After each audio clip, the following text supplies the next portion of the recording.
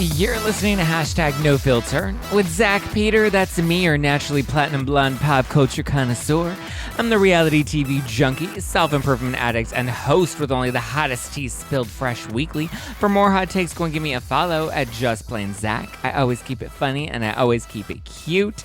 And if you're like me and you want to stay up to date with the latest reality tea, just go and give us a follow at No Filter with Zack on the Instagram. Or you can always join our private Facebook group. The link is in the description below. I hope by now you have ordered some Housewives Watching wine. It is my no filter wine. We have a classic, crisp, lightly fizzy rosé and a new classic, crisp, lightly fizzy white wine in 4 new designs. Today I've got out Cut Back My Drinking or What? Inspired by the one and only Erica Jane. We also have one that says, Don't Play With Me, Your Husband's in the Pool. And I'm Gone With the Wine. Fabulous. And I'm Not Going Out Tonight. I'm Disengaging. All available at nofilterwine.com. 13% alcohol by volume, but less than a gram of sugar, so you will get to imbibe tonight without the gnarly headache tomorrow. Drink responsibly, must be 21 and over to order. I do have to say that, but enjoy, because you're going to get Liddy City off of these wines. They start shipping out today. Last week was pre-orders, so you will start to get your orders this week. Head over to nofilterwine.com, especially if you want to have some wine in time for our live show next Thursday, April 7th at the Bourbon Room. Adam and I will be there with Sheena Shea, Brock Davies, Tom Sandoval, Tom Schwartz, and we are just going to be having a gay old time. We also have Ryan Bailey in the show. We have Jeff Epstein. We have Steve from Faces by Bravo. And we've got Jolene Lunzer all in the show. It's going to be a good one. I just spent 3 hours on the phone with Adam putting together the run of show. So, we're putting a lot of thought, energy, and LOVE into this show. Get your tickets at spillingtealive.com. for Nashville or New York, or if you want to live stream one or all 3 shows, you can also get live stream tickets now at spillingtea.com. spillingtealive.com. spillingtealive.com. Okay, today we are getting into it. The Will Smith, the Chris Rock, the Jada Pinkett Smith. We are going to talk about all of it, the Housewives reactions, the history between the Smiths and Chris Rock. And of course, I'm going to have a lot of unpopular opinions. And the only person that can actually come on this podcast and help me spit out these unpopular opinions is the king of unpopular, the podcast. Please welcome back on Hashtag No Filter, Jacques Peterson. Hey, Zach, thanks for having me back. Also, congrats on the live show. When you were just like spitting out that lineup, I'm like, this is a BravoCon. Like, this is fucking amazing. It feels like a mini BravoCon. I feel like we always like collab with each other on the podcasts and the YouTubes and the stuff. And I was like, you know what? Let's just like take people in real life. Let's get off the fucking couch. Let's get out the fucking door. Let's get in person. Let's hug each other. Let's lick each other. Let's, meet up in the bathroom stall. What the fuck ever. Let's have some fun. This beat is sick. I want to take a ride on your disco stick. Well, I want you to get some like Vanderpump Rules tea, because you obviously have like a whole Pump Rules lineup coming. And I think we're all interested in the next season now with everything going on. So that's going to be like pretty juicy. I know. I can't wait. There's so much going on in Vanderpump Rules land. The fact that they're not filming right now is insane to me. Soon. I mean, Katie and Tom's like whole divorce thing. Now I'm kind of like, okay, because I stopped watching Vanderpump Rules this recent season. Now I'm like, okay, I think I'm going to have to go back. I need these OGs back. I need the OGs back. If they do not bring them back with this season, with like Lala going through it and Katie and Tom going through it, like they need their real core friends. I want Jax, I want Stassi, I want Kristen, like I want all of them. Even if it's like as a supporting role, I need them back.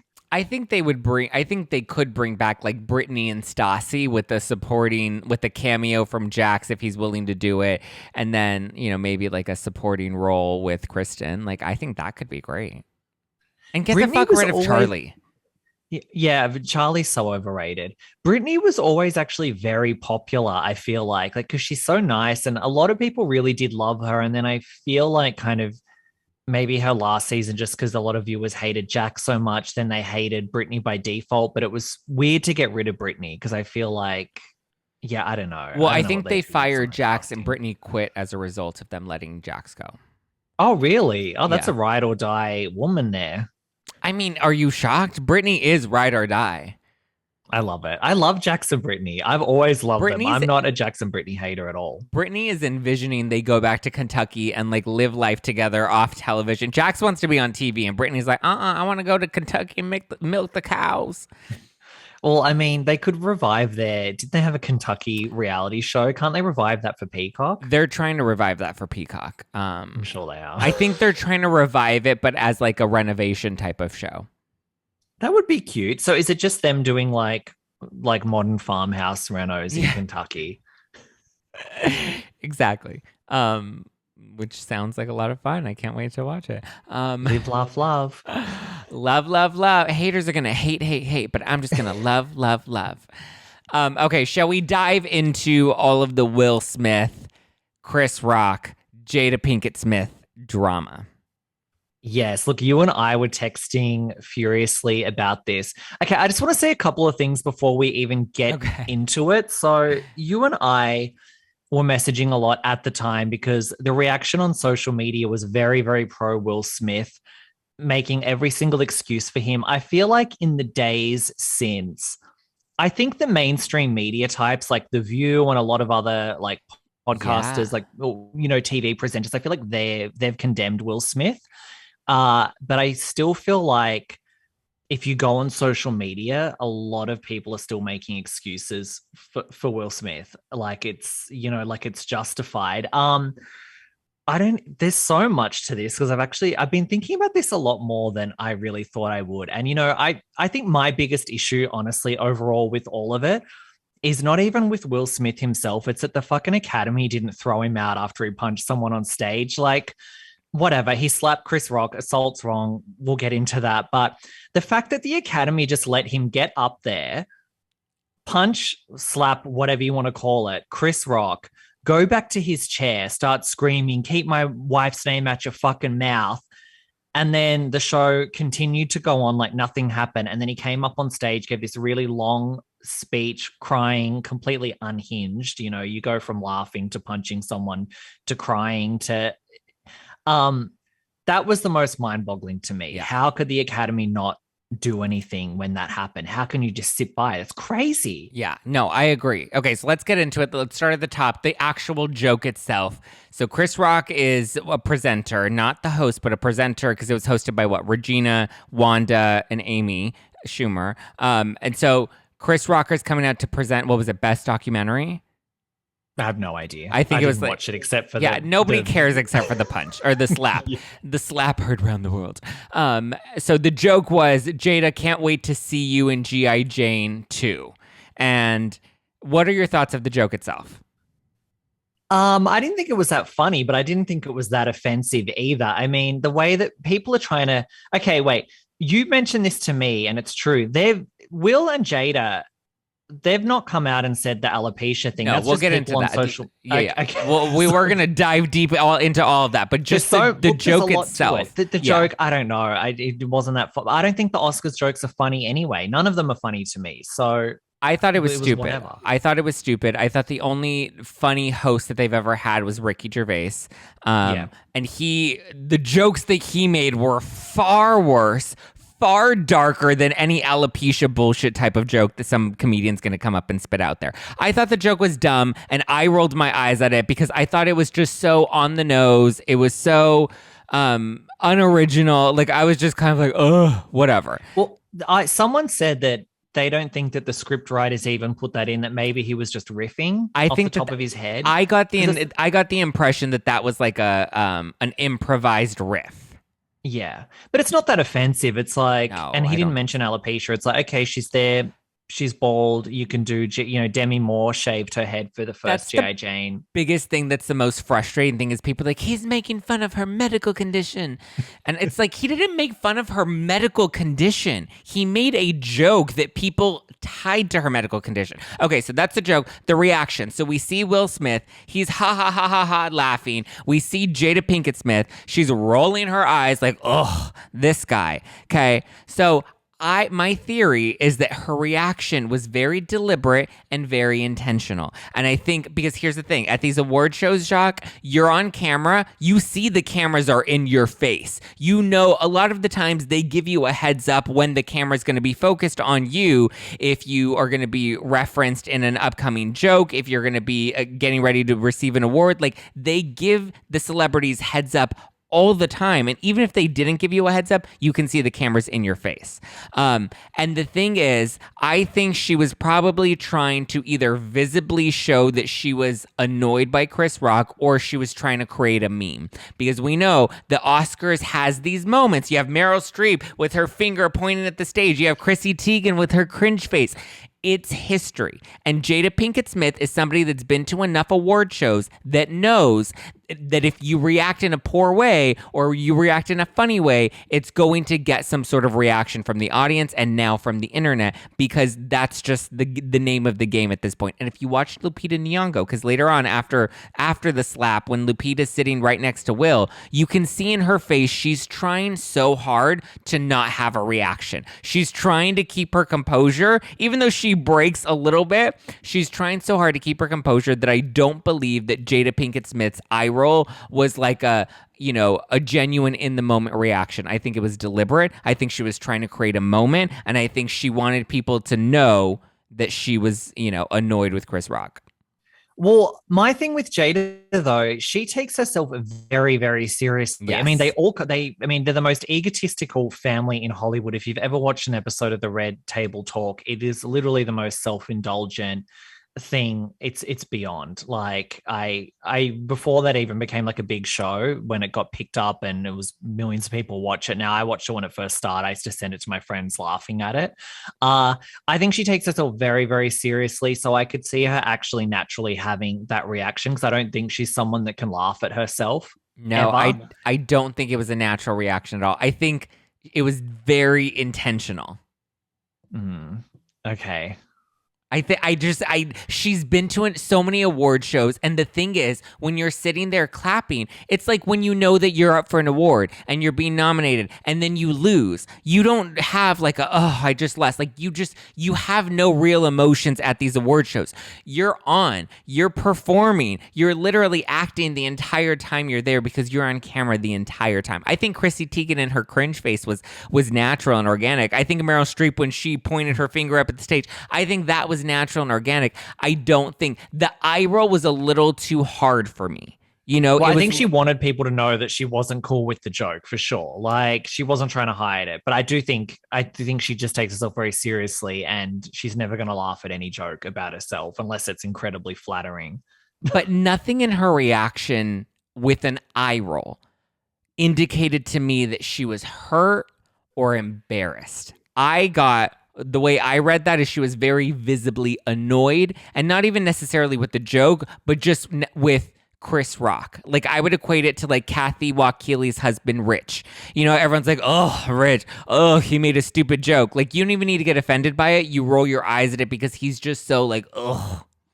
Well, I'm thinking that she just doesn't like him, and that they probably have some kind of issues, because people have brought up that he made a joke about her years ago. And I feel like she probably is the type that wouldn't get over that, and she wouldn't really understand comedy.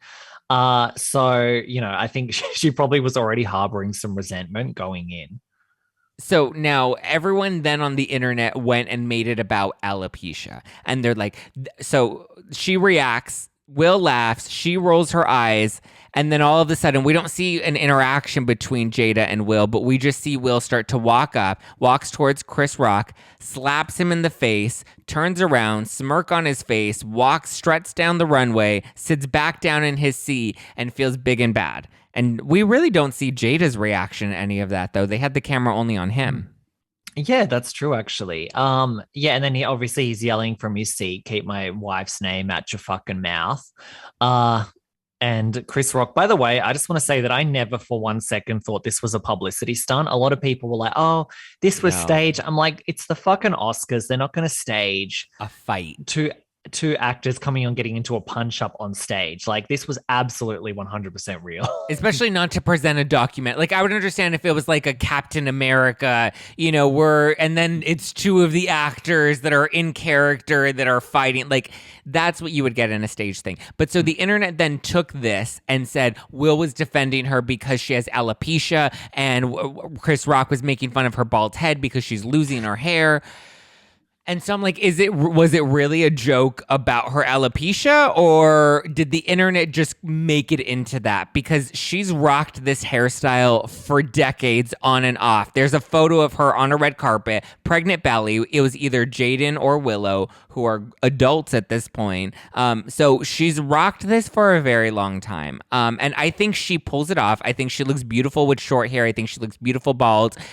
And if she were insecure, which I don't believe that she is about her alopecia, she may have talked about, the challenges of losing your hair as a woman. Sure, I'm sure that can be challenging. But I'm like, if she were really that insecure about it, like she could have worn a wig. She could have done like what Shannon Doherty did and wore headscarves. Like I think she was intentionally trying to make a statement. And on top of that, there was a video that she posted on her personal TikTok account a week before, reflecting on previous hairstyles that she's rocked over the years and ones that she's loved and ones that she's embarrassed about.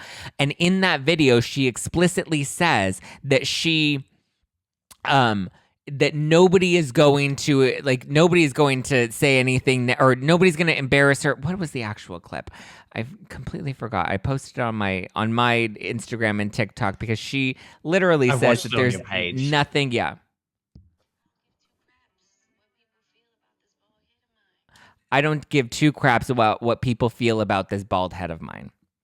Yeah, well, I mean, she put it out there as, look, her Red Table Talk, it's kind of like a reality show. And so she puts all of her personal business. They put their personal business out there every episode with everything. That's how it got popular. That's how they started getting headlines, because of all of the crazy shit. She would come on there and say, I was in an open marriage fucking a guy 20 years younger, and we'll get into that. But she's always had short hair. She's beautiful. She's known as really attractive, and she's known for having that look. Yeah. I didn't even realize at first that I didn't realize she'd even done a big thing with shaving her head, because I kind of assumed that she'd always had a shaved head, but she hadn't. She's had like short pixie cuts. She's probably shaved it before on and off, but I just know she's known for short hair and a shaved head. And I didn't even really seeing her with the shaved head. It didn't even click to me like, oh, she shaved her head. It's more like that's Jada, because I'm used to seeing her like that. She pulls off that look. It is a look. It's a whole, like, that's her vibe, and she looks amazing. It's kind of her thing, right? And her daughter Willow has her head shaved too. Like that's kind of their thing, and they have really beautiful bone structure and faces, and they can pull it off. And this was not something she wasn't like ashamed of having a bald head. It's not a point of insecurity. She rocks it very confidently and proudly.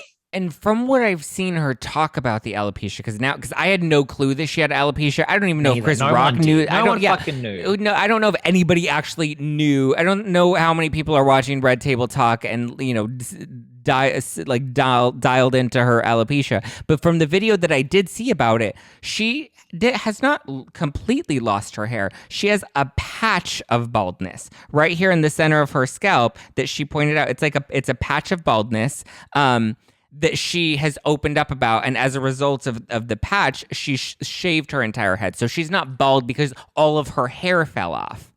Well, many actresses wear extensions, hair pieces, wigs. It's especially when you're at that level with that amount, you can have whatever fucking hair you want. Yeah. Like plenty of people that have a full head of hair in Hollywood will wear wigs just to not damage their natural hair, or if they have to change it out for roles and things like that. And also, okay, look, we all have things that we can be a bit self-conscious about and stuff. Like as Jacques spent 10 minutes rearranging his angle and lighting.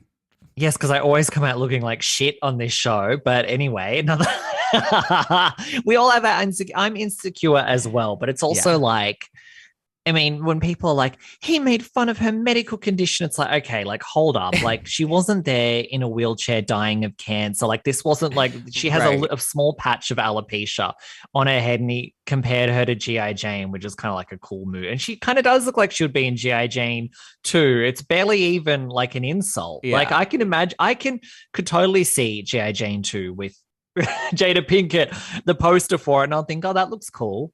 I don't think that the joke, like the reference to G.I. Jane, even with the like, I don't think it was like when I was watching back some of Ricky Gervais's jokes earlier today, I was like, wow, he went dark. And nobody went up on stage and punched him. Like, to me, it's so insane. And I think the internet is what really, because she never, to this day, to this very moment of recording at 5:53 p.m. on Tuesday, March 29th, Jada Pinkett Smith has not actually come forth and said that she was hurt or embarrassed or offended by the joke. That has never come out of her mouth. Will Smith's statement, which we'll get into, has now addressed it, but I have my thoughts about that as well. But in the time when it was happening, like, I also don't think we got a moment where she's like, Will, that offended me, you better go punch him. Like, I don't think that that's what happened. What it is I think Will is a little unhinged at the moment. He has a lot of trauma and baggage that he's carrying, and it was just the perfect storm. It was the straw that broke the camel's back. It was something that he just had to have this emotional reaction where he goes up and hits him. But let's be very clear that the internet is the one that determined that Chris Rock made a joke about alopecia. Yeah, they've never said it. I'm sure that's what they're going to lean into now. But again, even if it was a joke about, it's not that serious. And it wasn't even like, I'm trying to think of, okay, G.I. Jane, that's kind of flattering. I'm trying to think of like, he didn't say you could play George Costanza. Now you're fucking bald, bitch. You know what I mean? Like, it wasn't like that. It was like G.I. Jane. Nor did he even compare her to like a cancer patient. Like, he could have said, you can play Shannon Doherty in the movie, or, well, I guess he could have said, no, he could have said something horrible. And that's not like, this joke was not on that level. Like, look, if he did say something like a cancer joke or something hardcore, or even like I said, you look like George Costanza, or like something a bit meaner, do it a little bit more. Look, I also have a controversial take about physical. I agree that you should never lay your hands on people, but I do think in some cases, if two people are evenly matched, talk shit, get hit. Look, I defended Monique on the Real Housewives of Potomac. Okay.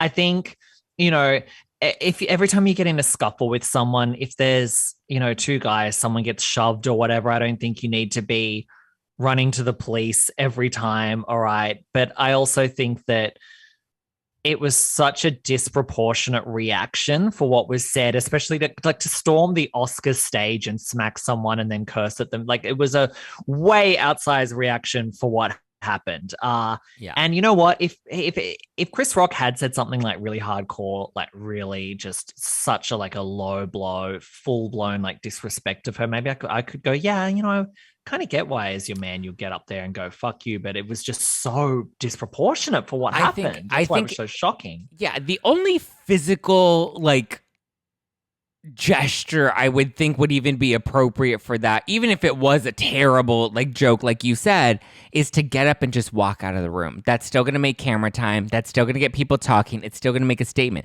But to get out of your seat, to walk up on stage, to punch or to slap him in the face, and then to come back down with the smirk on your face, and then to continue screaming and cursing on, this is happening on live television. Like, this is all happening in front of everybody. Being broadcast internationally. Like, it's insane. And let's also acknowledge that Will Smith's image is, I'm the nice guy, I'm so harmless, I'm the guy next door. Like, this isn't a guy with kind of like a volatile image. And I say that to say that he truly has lost control for some reason and shown this. And we have to, you have to wonder, was this a side that is this a side that he's just been hiding all this time, and maybe it's an act? I mean, we find out this stuff with Hollywood people all the time. You thought they were great, and then you find out they were like a rapist or something. Like, this happens a lot with Hollywood people. So you kind of think, does he have this super dark side, or is this just a moment of I'm really stressed and I snapped in this one moment and it's an isolated incident? Look, I think that they're a very fucking weird family, and I always have. And there's a lot of stuff. There's the open relationship, which, not that open relationships are uncommon. They do happen, but just the way they've explained theirs, and when she was sleeping with that rapper and stuff. And I've seen some other blind items about people that Jada has allegedly been with. Some people sent me some stuff, and I'm like, some young guys in the industry. It was very weird. We know there's rumors about Will Smith's sexuality that's been going on. He's sort of in that club with like Tom Cruise and John Travolta, where rumors have always been. John Travolta's a little obvious. Yeah, we all know that. Okay, that's basically fact. But he is in that. Like, there's rumors about that. There's rumors about them being into Scientology. Yeah. They have huge fucking egos. Like I mentioned this on my show. If you look, he's turned down a lot of roles for really kind of very superficial reasons. Like he turned down Django Unchained. That's a Tarantino film, and Will Smith does a lot of like.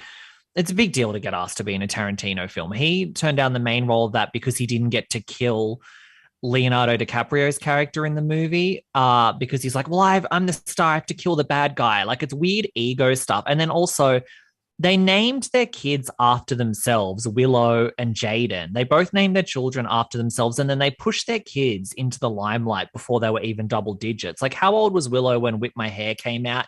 How old was Jaden? Like 11. When I thought she was 9. I think she was 9. Oh, maybe. I think Jaden was 11 when he starred in Yeah, well, they're not even teenagers. They're fucking tweens or whatever. When they pushed their kids. What was the movie? It's Pursuit of Happiness. Oh yeah, he did Pursuit of Happiness, like and then they did Child, Karate Kid, and then also After Earth, that big sci-fi one where they tried to make. It didn't work. They tried. That was dumb. They tried so hard to make him a star, and then I know that Willow was actually talked about.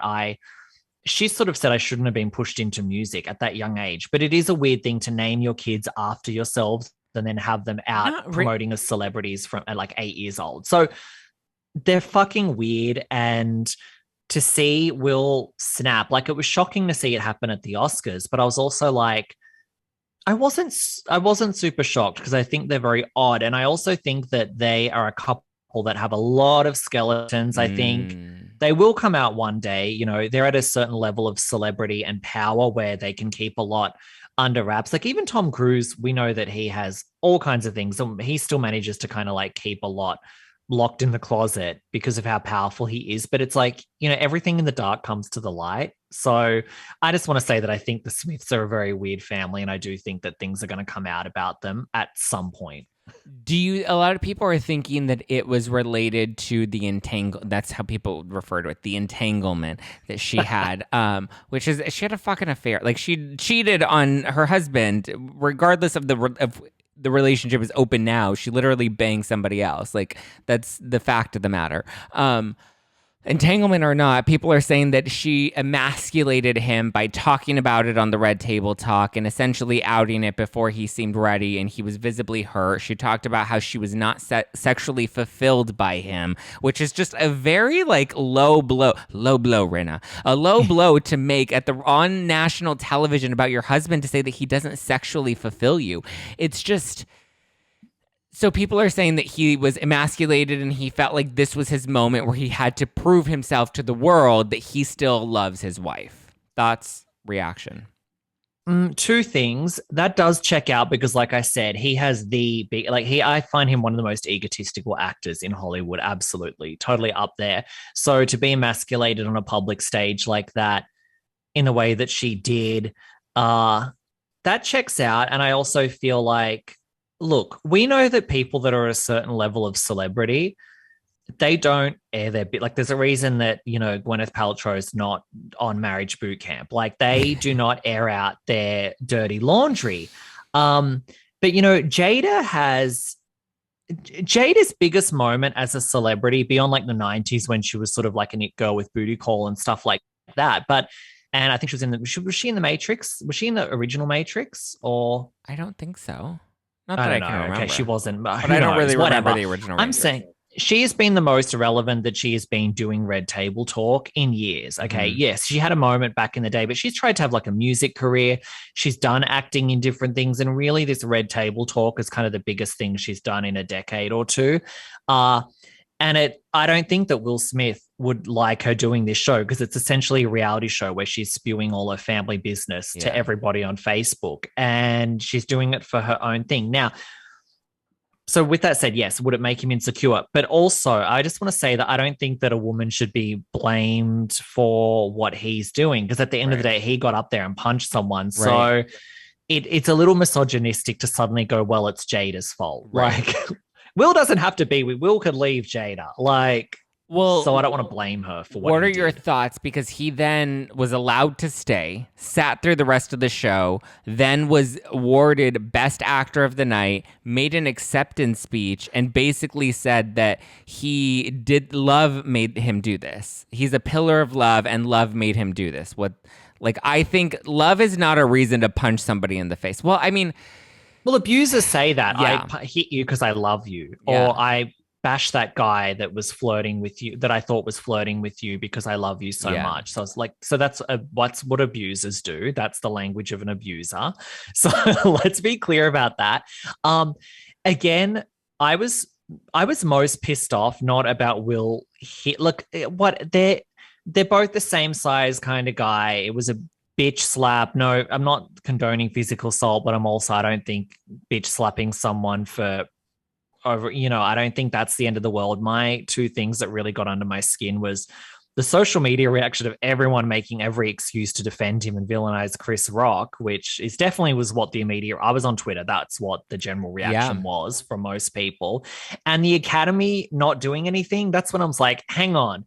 Whether we're on Will Smith's side or we're not on Will Smith's side, you should have been thrown out of the building and you should be banned from future Oscar telecasts. Yes. Like, how did security not come up and throw your ass out? And that is some A-list privilege right there. We also need to acknowledge that Kanye West was banned from the Grammys for tweeting and being unhinged on social media. He wasn't even allowed to. They said, we're disinviting you to the fucking Grammys. Will Smith gets on stage, hits someone, can go back to his seat, not be removed, win an Oscar, come up, give the long acceptance speech. That is crazy. And then the other, I don't know if we're going to get into this yet or later, but the other part is that we know that the reaction would have been different if a white actor got on stage and punched Chris Rock. Everyone knows it. If I use Chris Pratt as an example. Yeah. If Chris Pratt had got up there and punched Chris Rock, or if Chris Pratt had got up there and, if it had been a white actor on any minority up there, like the reaction would have been so much more extreme. Like it would have been like white rage, toxic masculinity, Trump's America. There would have been very different reactions. So I did not like seeing people putting themselves into pretzels to try and excuse Will Smith when we know that if like different races or different genders or whatever, the concoction had been different, the reaction would have been very different. Yeah, I think Heather McDonald tweeted it perfectly. She's like, it would have been a totally different reaction if they were of different sexual orientations, if they were of different sexes, or if they were of a different race. People would have had... okay, let's use a white actor gets up and hits... Who's a gay actor? Neil Patrick Harris. Neil gets up and hits Neil Patrick Harris. I'll say that's a hate crime. That's homophobia. Who did it? Kathy Hilton? Yeah. But we all know it, and it was weird that some people were kind of pretending that they were acting like that wasn't a thing. But it's like, we all know that you people out here defending Will Smith, if the genders and races had been mixed around, you would have literally said this is a hate crime. You would have said this is like white rage. You would have wheeled out all of the buzzwords. So there's that part, and it's I think it's a combination, like with Will Smith getting away with it. I think it's a combination of the race, that they were both black, and I also think that there's like a Hollywood privilege, and you're at the top rung of Hollywood. So, the rules don't apply to you. And I also did kind of think when I saw them not do anything to Will and he was able to go back to his seat, I'm like, God, how Will or other A-list actors, how many times have probably an A-list actor lost it and gone and hit an assistant or hit somebody and felt like they could just do that because they're untouchable? It must happen all the time. So it was just, the Academy for me is just number one to blame. I cannot believe they didn't remove him. Like, it was crazy. Anyone else would have been thrown out of the building. And if you just I need to give a moment of appreciation to Chris Rock, because he got slapped in the face, kept his composure, kept his cool, did not exacerbate the situation, it was like, all right, now let's get to the nominees. Stood on stage, got to the nominees, greeted them, walked them off stage after all of that. Like, if anything, that is a true class act. He really kept the show going. He's like, we're on live television, and despite this happening, like, and if I were Chris Rock, I would never return to the fucking Oscars. I would be so pissed because I would be like, how did security not get out here and remove him? How did I have to go through this entire segment and not one person backed me up, came out here to check to regulate the situation, or to have Will Smith escorted out of there? Because there were other ways Will Smith could have, if people want to be pissed and cry about the alopecia, fine, I'll give you your moment. Cute. But like, he could have handled that differently. He could have walked out. He could have addressed it with Chris backstage and been like, hey, that wasn't cool. My wife has alopecia, whatever. You also see Jada doing all these interviews where she's just like, hey, last time Chris Rock made fun of her at the last Oscars, she was just like, it comes with the territory. It is what it is, Again, Which it does. And especially at the Oscars, because you look at the Oscars history and you look at the hosts that have hosted. I mean, Kirsten Dunst didn't get pissed when Amy Schumer came out and called her a seat filler and had her get out of her seat. It was a joke. It was part of the bit. Wanda didn't get in trouble when she called, Judi Dench, when she made the Kim Kardashian joke about how she just needs to work harder. Like, they're just... Or I don't think it was Judi Dench. I think it was another elderly whatever actress. One of these old actresses. Yeah. Look, there's other way. Like, yes, don't be an ageist, Jacques. Don't discriminate against old people. They're not all the same. The best way Will obviously could have handled it would either you walk out, and I mean, sorry, and I got to say as well, to lose it like that, he looked so thin-skinned and beta and insecure, and to lose it like that. Or he could have, when he won his Oscar, he could have come up and said, and we need to stop insulting women, and we need to show more respect to women, especially Black women. Like, he could have given this like the most empowering speech, and people would have it would have been like the most famous Oscar speech in like 3 decades. But he didn't do that. Chris Rock, look, Chris Rock, hats off to him because he handled it so incredibly. But also, this is also like the best thing that's happened to his career in a long time. Oh, yeah. Like, I heard that he's been selling tickets to all of his comedy shows now. It's really made him, not that he wasn't relevant, but it's sort of like made him super relevant. And I am glad that the mainstream do seem to be getting behind him because, when you and I were texting on that first day, it really felt like no one was even kind of acknowledging how crazy it was that Will did that, and that more people were making excuses for him. And now when I see the View and other people, they are really taking Chris Rock's side, which I think is the correct take on this. No, absolutely. The other part that pissed me off was all the celebrities that were embracing him after that. The ones that walked up to him to check on him. You see Andrew Garfield with his hand on his shoulder like, hey, Meryl, are you okay? Like, oh, fuck off with your white guilt. Like, that is not appropriate that he just punched somebody on stage and you're like, hey, bro, are you okay? Like, calm down. Okay, well, are we going to talk about how, like, Jaden went on Twitter and was like, yo, this is how we do it.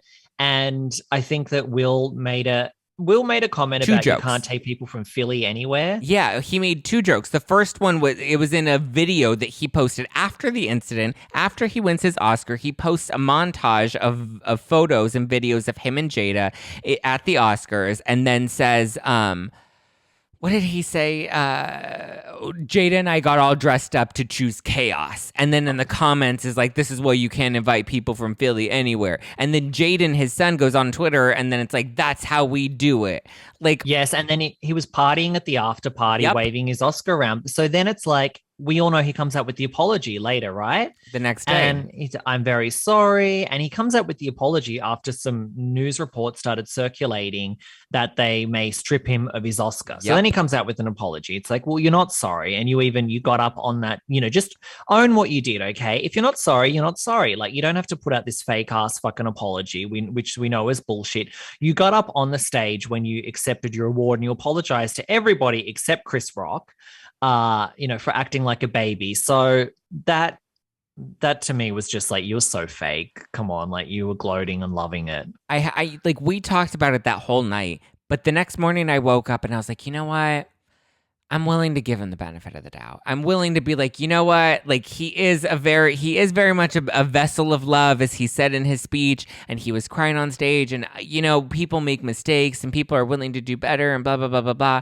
But when I saw the social media posts where he was bragging about choosing chaos, and where Jaden's out there tweeting about it, and like and then I saw the photos and videos of him dancing and partying it up with all the other fucking celebrities surrounding him, patting him on the back, pumping him up as you did a good thing for women. Like what? Like I was like, that is bullshit. Not appropriate, not okay. The fact that none of them, like, how many of them went and checked on Chris Rock? How many of them? It's why I blame the Academy though, because it's like they allowed him to feel like he could just gloat and live it up like this. They were in the position of power. And that's why I think a lot of celebrities did then pat him on the back afterwards, because they were like, oh, if the Academy's not kicking him out, then maybe I have to play into this. Well, if they just thrown him out, I don't think he'll be gloating. I think it would just be a very different reaction. But I think people just felt like, I think people felt triggered watching it because they're like, if we have a parking ticket in real life, we get in trouble. Like, there's so many things we can't do, and then you just being a big actor can just walk up and hit someone. You get dragged out of fucking Trader Joe's if you don't wear a mask. Yeah, exactly. It's like we've gone through that, and now you're allowed to. I mean, like we've seen videos of people getting fucking mobbed by police for not having a mask, especially in Australia. That happened, and then you're allowed to get up and hit someone. Like, I also wonder if the Academy as well were worried of the optics, if it would look like, okay, I wonder what the race of their security guards were. Because I was like, what if they had white security guards and they're dragging Will Smith out, and then Jada's like getting like, leave my husband alone. They're dragging, like they were probably really scared. I think they were scared, and that's why they didn't react. I don't think it was a PR stunt. I don't think that this was staged. I think they were afraid of the optics of having a black man removed from the Oscars. For sure, but I just want to say, yes, they were, but also they wouldn't have been afraid of the optics if it was Kanye West. Like, Kanye West, it would have been a SWAT team. It's also the A-list celebrity, status that Will Smith, like he has a lot of privilege, Will Smith. He does. Do you think this is going to tarnish him, or do you think it's just going to be known as like an outrageous moment at the Oscars and then we all move on? That's a really good question. I'm trying to think of how I want to answer that, like Lisa Barlow at the Salt Lake City reunion. That's a really good question. I don't know.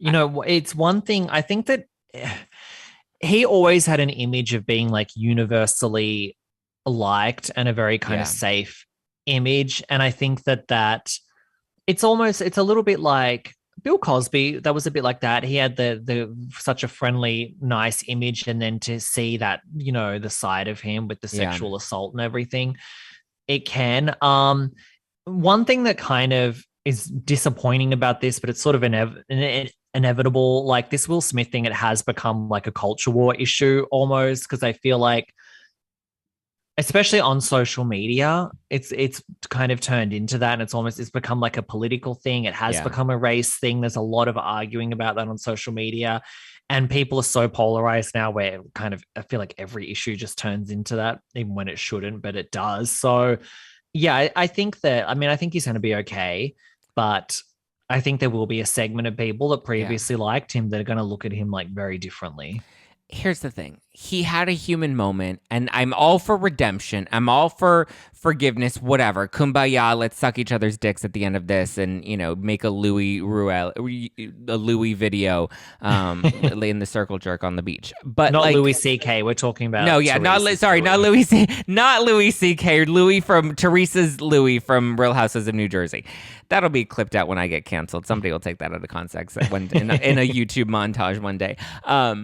But so he had a human moment. And again, I'm willing to forgive that. But I think the bigger piece, and it's not even so much being upset with him or blaming Jada or blaming Chris Rock for making fun of people with alopecia, rest their souls. It's more about the Academy not taking any sort of action until the next day when they issued their statement, which was, we don't condone violence. But it's like, your actions condoned violence. Even if they didn't want, if they were afraid of the optics of having him physically removed by security, then at the commercial break, he should not have still been in his seat. And when when it came time to presenting him with the award, he should not have been able to go up on stage and get 6 to 10 minutes uninterrupted making a speech. Even the Williams dad, who he references in his speech, even he spoke out the next morning. He's like, I do not condone violence. No, thank you.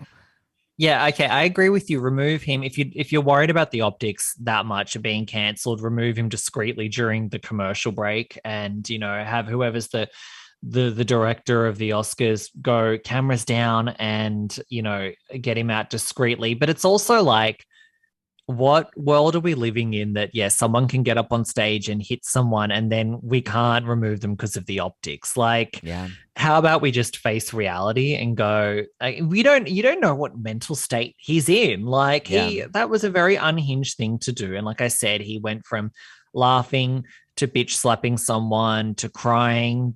That is, who knows that he's not going to run up there and like get Chris Rock again. So get him out of there. And it's very crazy that then we have to think about, but it could look bad. Like, like we could be called racist. We could be canceled. So we should like leave him sitting there. Like, no, like right is right. Wrong is wrong. Get him out of there. And then because you should not be at the Academy Awards if you've done that. And then we can debate about, was it warranted? Was Chris Rock's joke enough to warrant getting his ass bitch slapped? Maybe it, like we just said, not really, but we can talk about all the other stuff. But in that moment, fucking get rid of him, okay? So then Jada went and posted on Instagram earlier today or earlier Tuesday saying, this is a season for healing and I'm here for it. Oh, well, now she's just doing all of her new age red table talk bullshit. I'm excited for her to have the highest rated episode of Red Table Talk, which is going to outdo Jordan Woods' episode even, and she'll be milking it. And she's going to, I saw the video that you posted of her talking about, going bald and stuff. And she's another one of these like really privileged, like we're getting them all the time, of like Demi Lovato is a really good example. Oh my God. They have to invent things to be oppressed. Like, I mean, their kids are like 10 different genders and running around in skirts and going, I have this and I have that. And now she's coming out with, I have alopecia. It's like, oh my God, stop. You're married to one of the biggest actors in the world. You're beautiful. You're like really successful. You're talented. Like, you can rock a bald head and it looks amazing. And it's not like, we don't feel sorry for you. Like, we're not getting the violins up because you have a small patch of alopecia when you can afford the best hair pieces and wigs in the world. Well, it's like this thing of like, people are like, oh, well, celebrities, they sit in the hot seat and they have to take these jokes and like, they're people too. It's like, yeah, they're people too that are paid millions of dollars to parade around in expensive clothes that they did not have to pay for because they were loaned and rented to them, as they go around and pat each other on the backs for how great they are, for what a great job that they did on national. It's literally a parade on national television that airs internationally, where it's like a circus show, and they go around and they're like, look at me, I'm so pretty. They host the circus show, they participate in the circus show, and then they award each other throughout the circus show, basically being, I'm so talented as an actor, and I'm so talented at this, and I'm so talented at that. It's like, for a bunch of movies no one watched, by the way. No one watches the Oscar movies. Let's be real about that. No. People are watching like Marvel and stuff. I'm not saying Marvel movies are better than Oscar films, but I'm just saying check the box office. Most people haven't even heard of these fucking movies, and they're out here like throwing parties for themselves for a movie that 3 people watched. Exactly. It's her and her Instagram. You're not oppressed, Jada. Like, I'm sorry, because you have a bald patch on your head. Like, it's fine. Okay. And you look, there have been moments I've seen that have gone viral when, especially when we've looked like back at old, like resurfaced old videos where interviewers and stuff have just asked people questions that are like totally inappropriate. We've done the whole Britney thing with, why were people, questioning Britney? Are you a virgin, when she's like a teenager, and weird stuff like that. So, celebrities do sometimes get put in really uncomfortable positions that they shouldn't be, or some jokes can be, just way crossing the line. And Chris Rock's joke wasn't the best, but the way that people have kind of it's a little bit of revisionist history, even with the joke. It was like he was doing like a monologue. He was riffing and throwing out things, and it just was sort of at the tail end of that. The people have like almost framed it like Chris Rock got up and just specifically started like ripping on her alopecia out of, nowhere. And it was just all about Jay. It wasn't even like quite in that context. And people, when you look at how people are talking about it on social media and then you watch the full clip, the people on social media are really making it sound a lot worse than it really was. It's not like he went up there and he's like, so hey Jada, how about that alopecia? But I'm bummed. Like that's not what happened. But that's the story the internet created, and that's what they're sticking to. There was one bitch that's like in my DMs, and this person's like, "Oh, he made fun of her alopecia." I was like, "She never said that." She's like, "Well, she never not said that." I was like, "Well, if she never fucking said that, then that can't be true." Like, what? I was like, "What is this like dog with a bone where they feel like they need to defend Jada for something that she hasn't even said she needed to be defended for?" It's like if I walked out the door and somebody walked up to me and they're like, "I need to defend you for being, for having blonde hair because people think that blondes are dumb." And I'm like, what? Like, it makes no sense. People have also, it has been made like the race part of it. Like here in Australia, for example, there was this big Australian celebrity here, and she came out yesterday and she'd been watching the Oscars like everyone else and commenting on the slap around the world, as we all were. And then she like came out and she's like, as a white woman, I've been asked from Black people not to comment on this anymore, so I'm just not going to talk about it. It's like, girl, you're allowed to talk about Will Smith slapping someone at the Oscars. Like, fucking relax. Like, it wasn't a racial issue, or it wasn't about like a person of color being oppressed and you don't understand their experience. It was literally a celebrity using his privilege to slap somebody in the face because he had a temper tantrum. I know, exactly. It was just like, it's crazy. I just can't even. So I can't deal. So there was an article that came out about the history between Chris Rock and the Smiths, and I was like, "Oh, okay. Then there has to be a long feud. They had to have thrown jabs at each other." Let me read you their history, Jacques. In 2016, Chris Rock joked about Jada boycotting the Oscars, and his joke basically said that you have to first be invited in order to boycott, which I thought was way funnier than the alopecia joke. He also made a joke. Good joke. Yeah, that was a good joke. He also made another joke that wasn't as good, but about Will Smith like not being a great actor and not picking big movies, and he was like he was paid $20 million for being in Wild Wild West. Blah blah blah blah blah. Which, well, that's true. Like, I was actually, I have to say, seeing Will Smith get an Oscar, I was like, really? Because I've always associated Will Smith more with like popcorn movies and like blockbusters. Like Adam Sandler. Yeah, exactly. And then I know that he does a little more serious movies, but they're pretty cheesy. Like even these like Pursuit of Happiness and stuff, they do have like a Lifetime movie kind of quality to them. And they're just these sort of sappy, feel good, like crowd pleasers. So like with an Oscar, I was like, oh, really? You don't watch Men in Black and you're like, God, Will Smith was robbed of an Oscar all these years. Like Leonardo DiCaprio, okay, I'll give you that one because he's tried a lot harder to perform in movies. Well, I think of Will Smith more like The Rock, and I think they're both I think they're both very talented actors, but I would say and they do sometimes do movies a little more serious but they do a lot of popcorn movies. So you kind of associate them primarily with that, especially someone of my age, being a millennial in my 30s. I grew up watching like Men in Black and like all of those like fun Will Smith movies. Or like Jack Black. Like you don't expect like Jack Black, I'm sure he's done like a serious role or two, but you've never been like, oh God, he's been robbed of getting an Oscar all these years. Like it's not reality. Like if anything, his best performance is pretending that he's still in love with Jada. Like I can't with that anymore. But so Jada responded to Chris Rock's joke saying that you need to be invited in order to boycott the Oscars, which I thought was funny. She said, you know what, it comes with the territory. I'm going to keep it moving. So she obviously knows how to let things, fall off. I don't think she does. I think she probably was holding on to that for years, honestly. Like, I think that she didn't appreciate it because, like I said, she takes herself very seriously. Yeah. And I just think that was just not the night. And she just wasn't here for it. Not today, Satan. Will acted. Like, I mean, wouldn't you love to be a fly on the wall to know their real relationship? Oh, yeah. If there even is a real relationship, I don't think they're really in love. I don't think that that's a real. It's a strange kind of partnership, Yeah, it's a which partnership. they've kind of described it as that. It's a familial partnership where they're a family unit together. And that's why I think the kids have a lot of respect for them. But in terms of romance, love, sexuality, intimacy, I don't think they have that. Yeah, I agree too. And I think that's very interesting because I think there are relationships that really do work like that. I think where it gets it's the issue is not that they have an unconventional relationship. You just wonder, well, how on the same page are they? Like, was he embarrassed when she was sleeping with that 20-year-old guy? Is he gay? Like, because that's a big question. So it's like that stuff is juicy. It's not really a scandal that they kind of have this sort of businessy partnership, which I think probably a lot of people have, and it's interesting to see them work as a family unit and stuff. But I just wonder about all the other stuff. Are they into Scientology? Is there something going on there? Like, I want to know all that stuff. Yeah.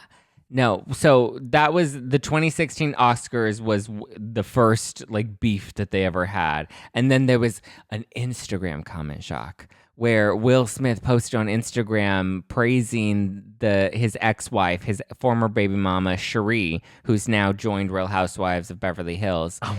Yeah, so he praised her on Instagram, and then Chris Rock commented, and he's like, wow, Will has a very understanding wife. Oh, okay. Yeah, that's. I So want to hear. Maybe they have tension. Maybe there's tension between Chris Rock and the Smiths. That's the extent of their beef. That's what the article broke down for us, was the Yeah, but Instagram it's not- comment well, and the joke from 2016. Well, I also saw, which I'm glad this hasn't caught on in the mainstream media, but on social media, I saw some people brought up a clip because people have been made it into a race thing, which I guess I've made it into a race thing too, because I've said if he was white, it would have gone differently. So we've all made it into a race thing, but from different angles of the different sides. But I saw some people brought up a clip of Chris Rock, and he was sitting with, it was Louis C.K., Ricky Gervais, and might have been Jerry Sein. It was, yeah, some the non-woke people. And Louis C.K. said the N-word, and Chris Rock was sort of laughing about it. And Chris Rock didn't sort of seem to care. And Louis was sort of saying that he's used the word in his stand-up before. They were talking about it. Maybe Dave Chappelle was there. Can't remember. Whatever, the problematic male comedians. And people were sort of trying to frame it like, well, Chris Rock is problematic because look who he's with, and he's with Louis C.K. saying the N-word. And I'm like, are we going to have this thing now where we're trying to frame Chris Rock as this like what, a right-wing comedian or, a sellout or something, which he's not. Like, I've never really known Chris Rock to be problematic. He's not like Dave Chappelle. I mean, I'm a Dave Chappelle fan, but, Dave Chappelle's sort of considered very edgy. I've never thought of Chris Rock like that, but I was like, and it had a lot of engagement. This tweet had a lot of engagement. I thought, is this where we're going now? And I did see some takes and some articles and some tweets about, Will Smith did this because of white supremacy structures in America. That was a take. I saw The Guardian came out with an article excusing him, trying to say, well, he came from a background of domestic violence, so that's why he did it. And I'm just like, that's what makes it okay. That's like saying a pedophile raped somebody or raped a child because, Yeah, I know. It's like you're trying to come up with all kinds of excuses to justify it. And it's like, come on, guys. Again, you're bending yourselves into a pretzel. And it is also like, we know that if Chris Pratt had done this, it wouldn't be, oh, well, Chris Pratt was like beaten as a child. So that's why he got up on stage. It would have been a very different reaction. And I think what has pissed people off the most, honestly, is it's the hypocrisy. It's the, we know that it would have gone different if it was different genders or races. We also are like, why didn't the Academy remove him? I don't think that many people from either side of it are that upset that Chris Rock that Will Smith slapped someone. I think it's everything around it. Yeah. And the double standards. I really want to know what Regina, Wanda, and Amy, the hosts of the Oscars, I want to know what their opinion is, because they haven't spoken about it, probably because they're not allowed to say anything. But as three comedians, because I've seen Whitney Cummings tweet about it. I saw Nikki Glazer, Heather McDonald, all of them have come forward. Joy Behar, who have come out and said that, like, comedy is dead. If we can't even make jokes about this anymore, like, this is insane that he literally made a joke, a dumb joke, not even an offensive joke necessarily. Like, yeah, sure, if you squint your eyes and tilt your head and love is blurry, then okay, sure, you can see that the joke was maybe a little offensive, but like, I don't think his intent was to offend anybody. And even if his intent was to offend Jada, that's still not an appropriate time to then put your hands on somebody during a live broadcast. Well, originally Judd Apatow came out and he actually had to delete the tweet because, again, this is on social media when everyone was on Will's side. But on the day, everyone was taking Will's side. Judd Apatow condemned it and he said, Chris Rock could have died, which it's an extreme take, but it's also you can die from getting punched in the head. A hit to the head, especially unexpected out of nowhere. Like if you hit the wrong thing, you can die. Like we had a whole thing here. Or he could have fallen and hit his head on the ground. Yeah, exactly. Like that is the thing. So yeah, maybe Judd was being a little dramatic, but that is the thing. Like he hit him in the fucking head. I also do like the irony is funny of a lot of the kind of the woke like the woke people, like a Judd, like Joy Behar and a lot of others coming out now, and they are kind of condemning Will Smith and going, so what this is comedy, we should be allowed to tell jokes. But I'm like, you're the same people that are always like, don't say this, words of violence, speech is violence, we can't offend people. And now you're all like, oh my God, well, you can't hit a comedian. Like it's comedy. Comedians can say everything. I'm like, well, before you're like, don't want comedians, you're upset at Dave Chappelle or whatever. And now you're scared because you're worried that someone's going to come up on stage and smack punch you. So I kind of thought that was funny. That was kind of funny. I mean, I was surprised at The View and their kind of take on it. The only one that they're kind of wrong about everything, but they actually got this right. Usually, the only one that was kind of defending Will, I would say, would be Whoopi. She's she always defends the wrong person, which kind of makes the show fun. People get upset about it, but she always has the worst takes on everything. Like she defends like Mel Gibson, who is atrocious. I mean, like Mel Gibson, like racist, anti-Semitic, homophobic. Who else does she did she defend Bill Cosby? She'll defend anyone. Like it's her thing, which is funny. But yeah, I was surprised watching the View's take on it because usually when these things happen, I find I'm a bit more on the side of social media often rather than the mainstream, because there's a big disconnect between what the people in the mainstream media say and what like real people are saying. But on this, I definitely siding with a lot of the mainstream people that are kind of just this was so wrong and Will Smith acted like a fucking clown and he should have been removed. That's the big thing I think that people are going to be stuck on. Well, I'm certainly stuck on. How were you not removed? I mean, I think I'm just so used to being on the bad side, like on the unpopular side, because it's not the mainstream media narrative side. But like, but I think a lot of people are you're going to put this episode out, and I think a lot of people are going to agree with what we've said. Amy Schumer just had to apologize for her Kirsten Dunst joke that I referenced a little while ago. Stop. Yeah. Because she got Oscars backlash for it. She said that she wouldn't try to disrespect Kirsten Dunst. It was a joke. Well, I tweeted, okay, so if anyone has seen the South Park post-COVID special, which is actually hilarious, they go into the future like 20 years after COVID, and Jimmy, who is the guy that the disabled kid that's on the crutches, he's grown up and he's become like a Jimmy Kimmel type comedian, and the whole joke is like his stand-up, he's just like complimenting everyone. He'll be like, hey, what about Mexicans? They're great people. Oh, they have fabulous food. And and I'm like, that's where the Oscars is going to be next year. Like, it's just going to be someone on stage complimenting everyone, because apparently we can't say anything. Even though we all know that the best Oscars was Ricky Gervais. It was incredible. Like, people still quote it. People still go back and look at his Oscar jokes, and it's like phenomenal.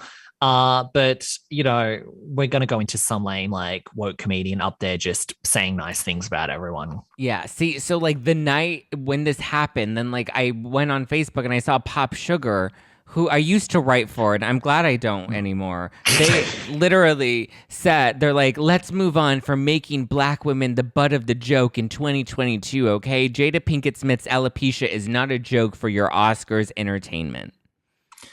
And that's literally what I expected to wake up to the next morning. I didn't think The View was going to condemn them. I didn't, which to be fair, a lot of these sites like Pop Sugar Now, like they've really kind of skewed very like woke, and they all have like purple hair. Like it's just, they all do that. And it's kind of amazing because most people don't agree with that. Like I work at Daily Mail. If people don't know, I believe Daily Mail is the most read English language news website in the world because it's in Australia, the UK, and America and stuff. And like the Daily Mail's not woke.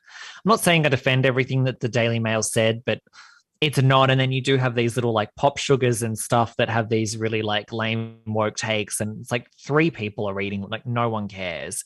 A lot of these as well, I know from being in the Australian media industry, right? These woke publications, when they come out, they launch because they have like all this money behind them from some other bigger business, and there's usually some other angle, like it's some kind of like targeted advertising thing or something. But in terms of like volume of traffic, not many people read this shit or agree with it. Thank you. Yeah. Well, it's why Joe Rogan is the number 1 podcast like in the world. You know what I mean? Like there's a reason, and why, fucking Chelsea Handler's not. Her podcast is very strange because it started off as "Life Will Be the Death of Me," and then she's like, now it's going to be called "Dear Chelsea," and but it still says "Life Will Be the Death of Me" with her book cover, but she opens the show as like, and now you're listening to "Dear Chelsea," and I'm like, who's running this podcast? Like, what? My favorite thing is, as a Heather McDonald fan, is that Heather McDonald's podcast is way bigger than Chelsea's now, and her audience is probably a lot more engaged than Chelsea's. And that just gives you hope because, Heather was sort of the second fiddle, third fiddle, whatever on Chelsea lately. And, she and Chelsea did have that whole thing in the media and everyone took Chelsea's side and everyone was really like Heather went through it. And now, you look 5, 6, 7 years later and Heather's kind of like the number 1 female comedy podcaster and Chelsea Handler's not. Now that's off topic, but I just love that. No, yeah, I do too. I used to really like Chelsea too, and me too. And she just went. It was when she went woke, she was unbearable. But it's woke and ego. Yeah, it is.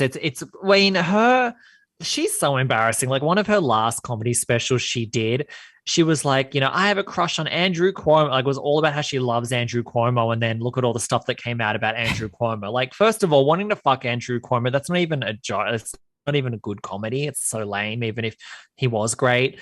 And then you were completely wrong because of all the fucking stuff that came out about him. And, Chelsea Handler, she's a mean person. I know she's tried to have tried to revamp her image and be nice and stuff now. You're really not. And you were funny when you were mean, okay? You were funny when you just went off on everyone and when you would go on Howard Stern and you would talk shit about people. That was your strength. And, the woke revamp of Chelsea Handler is atrocious. And that's why Heather's doing well. And Heather's not like problematic, but Heather's not like woke either. And people prefer it, guys, okay? It is what it is. Like because it's organic. The amount of people that message me and they're like, I'm very liberal and stuff, and they still like love my show. Or they'll be like, I don't agree with you, but I think with people like Chelsea is like and again, I used to love Chelsea. I would go to her comedy shows. I bought her books. I love Chelsea lately.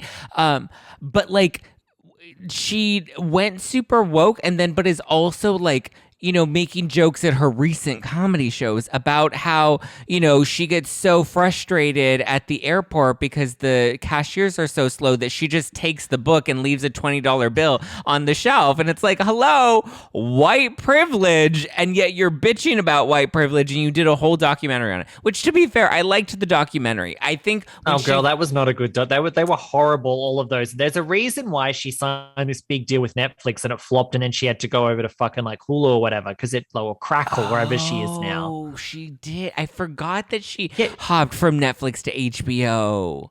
Yeah, I liked Chelsea Does. I will say that. I really liked her docuseries Chelsea Does. I enjoyed I didn't like any of them. It was her just talking with her woke friends about like, we're white and we need to learn. No, It's not, like, oh, not. no. It's not. It's me, high privilege. It's me, Chelsea. Before that, before her Oh. talk show, this was years right after Chelsea. Lately, she did a series called Oh yeah, but when she did ayahuasca and stuff. Yes. And she But that talked was about. I still didn't like that. That was still very self-indulgent, and this is the new me, and it was just like, It girl, was, but it was stop. still entertaining.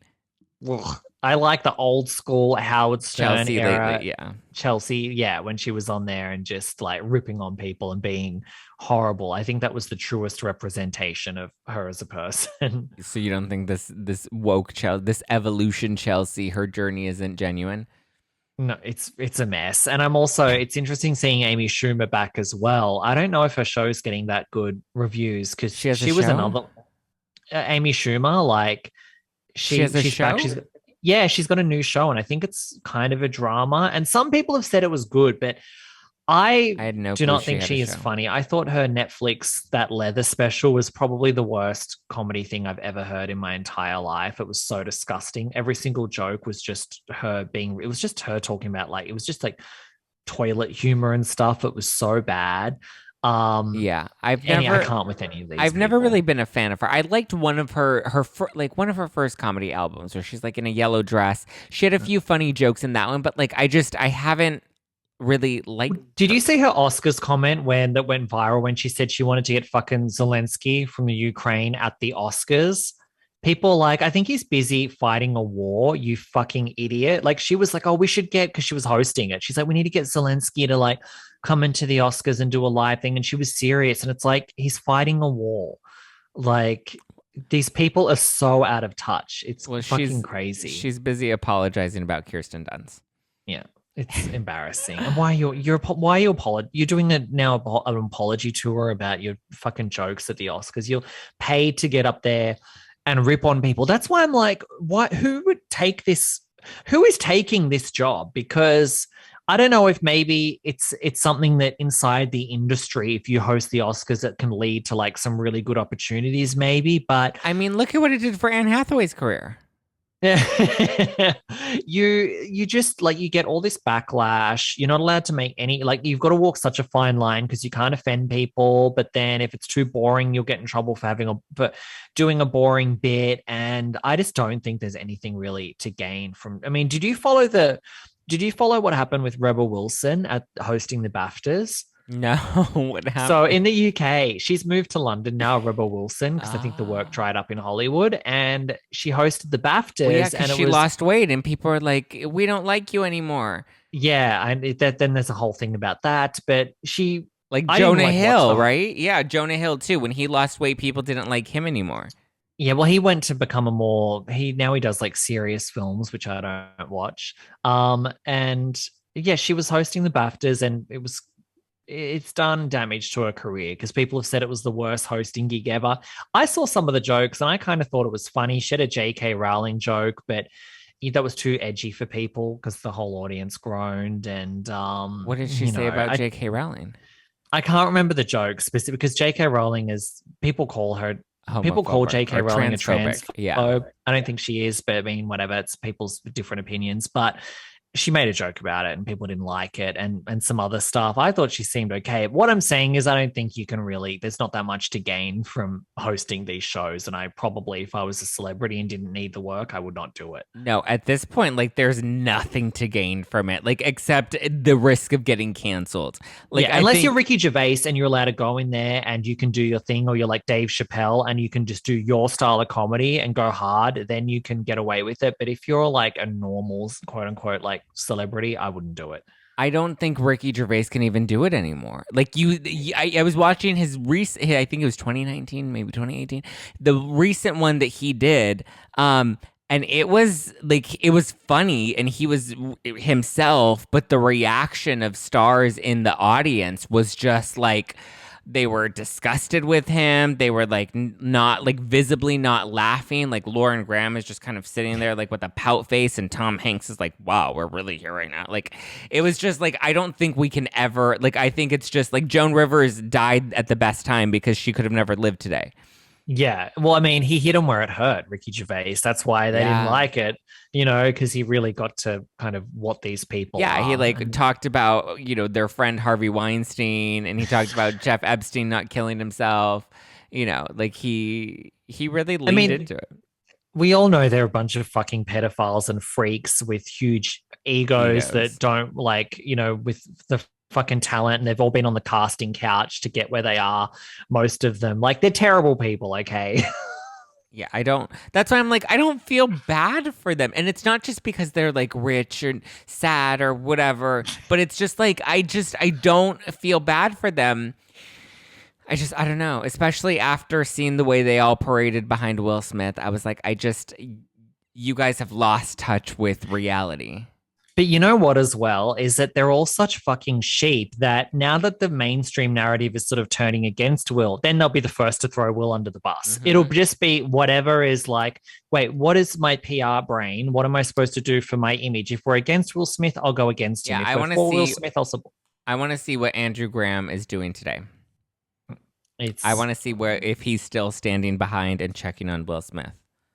We'll see. And I think Judd Apatow's probably wishing that he hadn't deleted his tweet, because I think that most people would actually agree with that now. Do you think, a last thing, do you think that they're going to strip Will of his Oscar? Because people are talking about that. I don't think so at all. I don't think that was ever a possibility. I think that was all speculation. And then once Will's team caught wind of that being a possibility, because then people started to release the code of conduct according to the Oscars or according to the Academy, then that's when they're like, okay, we need to do some damage control. But it's like, no. I even saw first of all, they need to be enforcing this code of conduct a lot more often. But I saw one girl on Twitter, and she's just like, how come there was no outrage for Harvey Weinstein to get his Oscar removed when he was accused of what? I'm like, he's in fucking prison. The priority was on the trial. It wasn't on his fucking Oscar. What are these people are so delusional. I'm like, you can't even compare the two.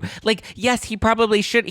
Not even probably, he should have his awards revoked. Yes, absolutely. But at the same time, the priority was not let's slap him on the wrist by taking away Harvey Weinstein's Oscar. It's let's lock him up. Let's put him in prison.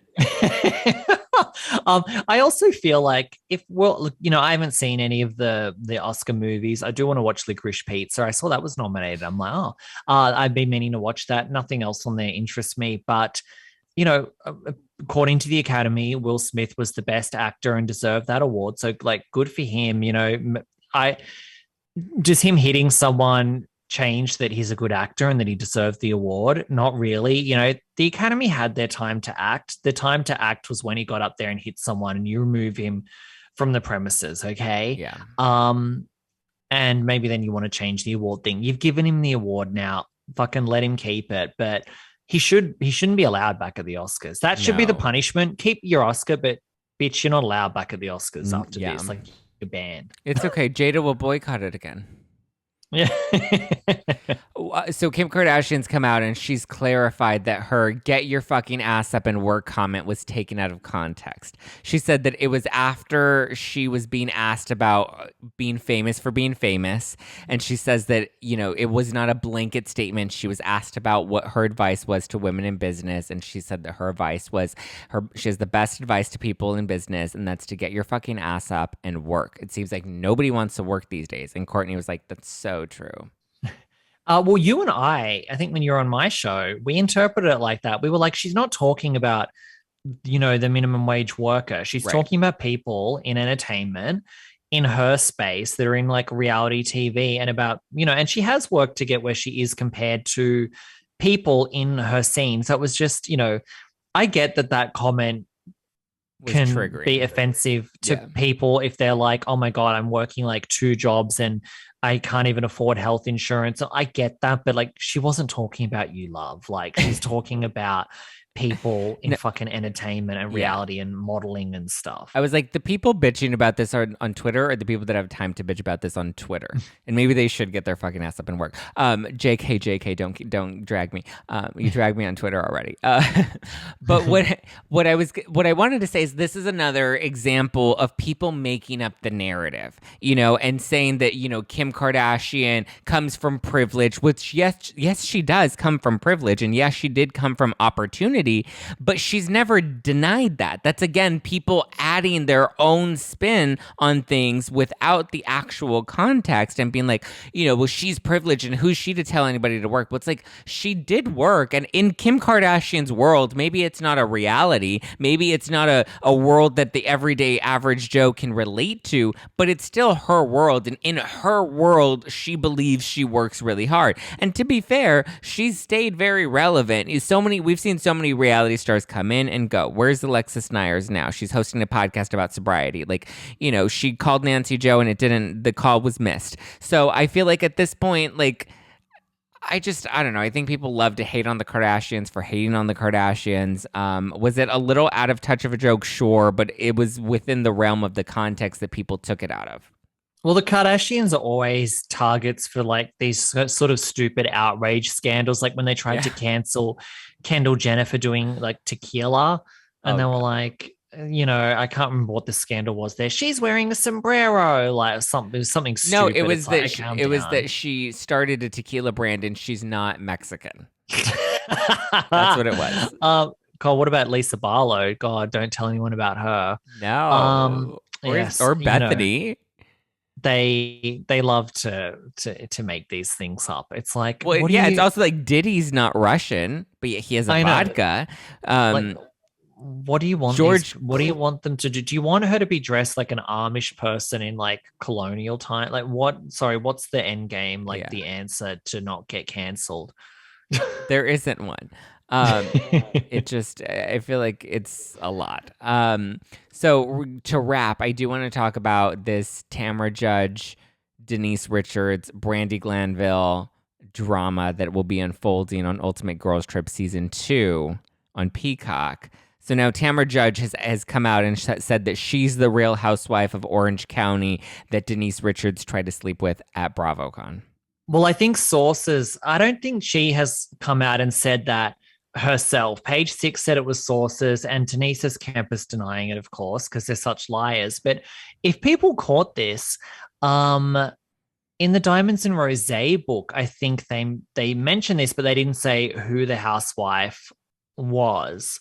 So, Tamra was at BravoCon, and I feel like there's been some like breadcrumbs around, and I feel like, look, I don't have any insider knowledge, but I feel like personally that Page 6 article is probably completely accurate, and I have a feeling more will come out. Well, I think the Page 6 wink, wink. Page 6 cites that it was something that was talked about on Ultimate Girls Trip, and that's how Brandi and Tamra ended up bonding, was because they talked about it. And I guess this is where Tamra opens up and is like, yeah, it was me. I initially thought it was Bronwyn because prior to, I think, the Diamonds and Rosé book, Brandi said that there's another house, or no, maybe it wasn't Brandi. I think it was the women on Beverly Hills. Somebody said it that season that Denise tried to hook up or bragged about trying to hook up with one of the OC housewives. Look, I don't know. I think that I feel like the Page 6 report is accurate, and I feel like there's going to be a lot on the Ultimate Girls Trip, and I feel like the fucking Denise stans are going to get another serving of humble pie, and we're going to see that like they're everything all saying, lies. I posted on my story and they're like, lies. Yeah. Oh, Tamra just wants to be relevant. Brandi wants to be relevant. Yeah. It's like, how much evidence it's the same with Lisa Vanderpump. Like, no matter how many receipts come out, they're just jealous. It's like, guys, it is what it is. Like, we know this fucking happened. Okay. Were you the one that came up my podcast and said it's why, or maybe it was Jess from Hot Takes and Deep Dives, where she was like, that's why all of Lisa Vanderpump's restaurants conveniently burned down. It's just like, I don't know. I'm very excited for Girls Trip, and I feel like it's probably the Page 6 report is probably true, according to all the little bits and pieces we've seen over there. And I feel like a lot of people have been hinting. I think Brandi's hinted on her podcast about it. And, I can't believe there are still people that think that Brandi made that up about Denise. It's like, clearly that happened. I mean, you really believe Denise? I mean, even to this day, though, she was on Jeff Lewis Live being like, that's not true. And then Jeff would be like, well, I know the real story. Tell us the real story. And she'd be like, I don't want to talk about it, Jeff. And he's like, but give us your truth. Now's your chance. I don't want to talk about it. I just don't want to give it light, Jeff. I'm like, well, let's be clear, Jeff doesn't like Brandi Glanville because they had their weird thing on Watch What Happens Live years ago where she threw wine at him, which was insane. It was a bit of a Will Smith moment from Brandi.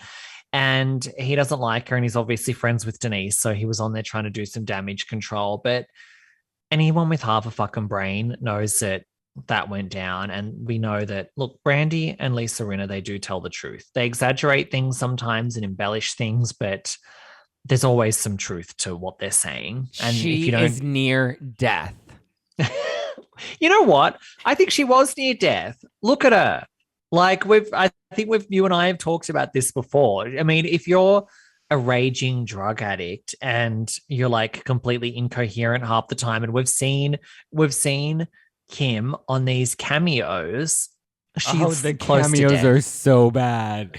Cameos are so bad. And she'll do like 11-minute long cameos. Like, I'm like, what is going, like, I'm on Cameo and you do like a minute, maybe 2 minutes if you want to get cute with it. She does like 9-minute videos where she like is ranting and talking to the birds. And like, I'm like, what the fuck am I watching? And she doesn't talk to Brandi anymore. No. So I don't even know who her friends are. It's the birds. It's yeah, the birds. It's sad. And people think that Kim will be back on Beverly Hills. I don't think she's not fit to film. Like, she can't film. And I really think that as messy as she was on the Housewives of Beverly Hills, and look, we remember her ransacking Target and all of the things, the shenanigans she got into. I think there was an element about your arrest. Yeah, that was one of my favorite lines ever. I think there was an element of that show that kind of kept her accountable, like on track to some level. And I think now that she doesn't have the spotlight on her and the show, I think she's just full Grey Gardens in her home. And the last time we saw paparazzi pictures of her, I believe, was her, Kathy, and Kyle out at some dinner together. And Kim looked like an escaped mental patient. She did look really bad. Well, that was the first time she had left her home since COVID. Oh, okay. She's come out a couple of times since then, and just still doesn't look well. But I love that Kathy Hilton's like, oh, I think Kim should definitely come back. Like, yeah, because you want to embarrass her. Yeah, it'll be good for TV. Yeah, and I just had Heidi Montag on my podcast, and I asked her about some of the shows that she's filmed, and she did a show called The Mother-Daughter Experiment, and she said that Kim Richards was the worst celebrity she's ever filmed with, and that Kim wouldn't come out of her room and was like really difficult. She said that Kim Richards was worse to film with than Danielle Staub. So, think about that. I mean, yeah, I listened to that interview. It's a great interview on the Unpopular Podcast if you want to go and check that out. I love Heidi Montag. I love Spencer. You've had Spencer on your podcast too, right? Yeah, a couple times. Love Spencer. They're great. Love Heidi. They're amazing. And they were done wrong by The Hills reboot season 2. I know, and we all know it. And it's funny to me that when I see comments on social media still hating on Spidey, and I'm like, The Hills was fake. Like, we all know The Hills was fake, but you still hate them based off that fake image. And I'm like, also, like, wait, why do you even hate them? Like, they're a nice couple. They have a marriage that's lasted God knows how long, the longest in Hollywood. They have a son. Like, they're really nice. I don't know why people still hate them, like, based off a fake fucking TV show 20 years ago. Like, come on. Yeah, I love Spencer's like little segments that he does on TikTok where he breaks down reality TV and how he's like, okay, here's the scene, and I was never talking to Heidi on the phone, or I was never talking to Lauren on the phone. I was talking to Heidi, but they made Audrina film these scenes to make it look like I was talking to Audrina, and it's crazy how fake it all was. And we all know that The Hills would not have lasted 5 or 6 seasons without Heidi and Spencer. Like, oh yeah, Heidi and Spencer because there was no other villain besides them. So they kept that show on the fucking air for that long. So people need to put some respect on their name, because The Hills would have been cancelled without Spencer. And The Hills is iconic. It is. And it's iconic because of Spidey, honestly. Exactly. They're more iconic than Lauren, in my opinion. Oh, Lauren. What is she doing? She's still knitting things in her house? Yeah, she's still just posting pastels on Instagram. Pastels are like from 2014. Like, she needs a new job. Get your fucking ass up and work. It seems like nobody wants to work these days. Isn't she, though? She's kind of the OG pioneer of that, like, millennial pastel Instagram aesthetic. Like, I kind of feel like, I mean, I'm not saying she invented it, but I feel like she kind of made that vibe. And she was sort of the first one. She did. And now she needs to get with the times. Yeah. Get something new happening. I love it. Jacques, where can people follow you and check out your podcast? Check me out on social media at Unpopular JP on Twitter and Instagram, and the link to my podcast, Unpopular with Jacques Peterson, is there. I do a lot of like reality TV, Bravo, a lot of contrarian takes on things. My latest episode, if you guys are a fan of Below Deck, okay, I love Below Deck. Sailing Yacht is definitely the best Below Deck show, and I had Erica and Chuck on the pod. It was Erica Rose's second time on the show. Now, just so you guys know, if you don't watch Below Deck, they're kind of known as like the worst Below Deck guests ever. So I had Erica on my pod, and then I'm talking to her, Erica Rose, and then Chuck came in halfway through the interview and they start fighting. Like, they're a married couple. They start having a full-on fight on my podcast, live on air. I end up mediating it like a couples therapist. He's like, you're too obsessed with your Instagram. And then she's like, you always talk over me. Like, they had a marriage issues, and then I mediated it live on the podcast. It was not staged. I thought I was just going to be talking to Erica Rose. So that is a trip. I highly recommend you check that out, especially if you're a Below Deck fan. And yeah, find me at Unpopular JP on social media. Unpopular with Jacques Peterson is the podcast. Zach has been on many times. He will be on many times in the future, and it's a vibe. So get into it. Definitely go and check it out. We do lots of deep dives together. We mention it all. Our last episode was like a full deep dive into Jen Shah, right? Oh my God, yeah, we did Jen Shah. We were the first ones that talked about Julia from Miami with her past and the whole GIMP thing, and the murder and that. Like, we were the first people to talk about that when you came on my show, and I told you that whole story. Before it even aired on Miami. Yeah, and how many months later it was like 3 months later, then people were talking about it, and people like, I just heard about this for the first time. And I'm like, well, you should have been listening to Unpopular, because you would have known all the tea on the Miami murder mystery if you were listening to me. So get into it. That's right. Guys, please go and support Jacques. Listen to his podcast. Subscribe to his Patreon, because he gives lots of extra exclusive tea on his Patreon that you're not going to want to miss. So go and check out Unpopular, because when Unpopular and Unfiltered and No Filter get together, it's just an unfiltered hot mess express. And I love it. We're going to get canceled together one day, Jacques. I know. Well, it's okay. You can come and join me on Cancel Island. Oh, can I come to Australia? Things look great over there right now. Yeah. Things have improved, I will say. It was a rough go for the last 2 years, but it's the light at the end of the tunnel now. Love it. Thank you guys for listening to #NoFilter with Zack Peter. That's me. You can give me a follow at Just Plain Zack, or follow the show at No Filter with Zack. Be sure to follow Jacques at Unpopular JP, right? Right? That's your... Yep, on Twitter and Instagram. There you go, Unpopular JP. Yeah, Unpopular JP. Thank you guys for listening. Love you. Appreciate you. Be sure to get your wine at nofilterwine.com. Like I said, orders start shipping today, so your wine will be there by this weekend if you order it on time. And Adam Newell and I will be taking the stage April 7th next week. If you haven't done so yet, get your tickets to Nashville and New York at spillingtealive.com, or get your live stream tickets at spillingtealive.com right now. All right, guys, I got to go because Jacques and I have a lot more shit to talk off air. Okay, love you. Mean it. Bye.